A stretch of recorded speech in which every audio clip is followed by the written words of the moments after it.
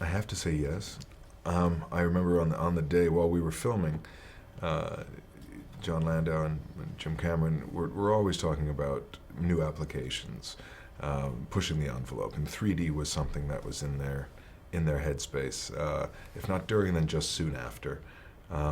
Whether it was going to be applied to this film or not, I can't quite recall. But nothing surprises me in terms of forward thinking coming out of Lightstorm. I'm just thrilled. When I got the word, it felt like it was a bit of a surprise, but the coin dropped like, of course, naturally was the reaction.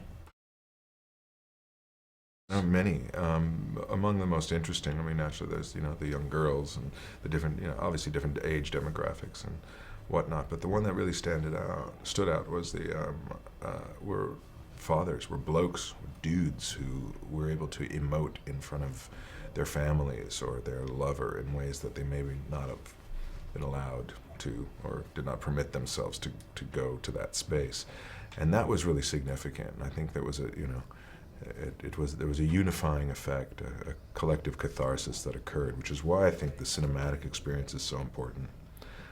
Regardless of 2D or 3D, that people continue to see films in the cinemas, because I think they'll begin to understand the collective consciousness and connectivity to a singular focus. It's that much more exciting and palpable. It is. It's a wonderfully crafted piece, hinging on a few, obviously, key elements driving your plot.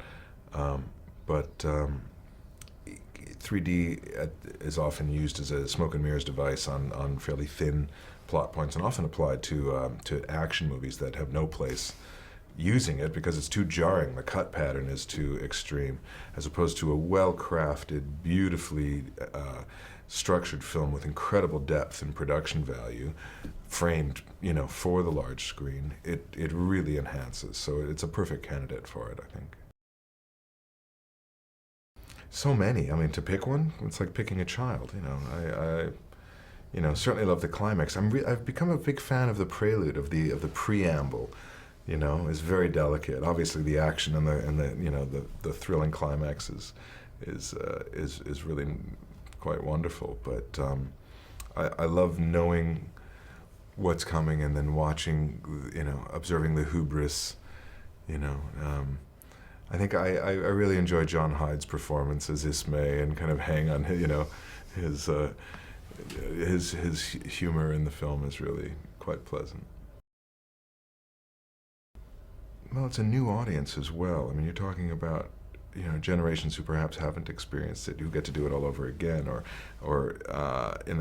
people who I was just speaking to someone who was 7 when they first saw it and now had revisited it today, and their perspective had shifted and their loyalties kind of adjusted as a young woman's would, and that was always fascinating. I think we're going to witness a response by the collective audience in the Twitterverse, which of course didn't really exist when this came out 15 years ago.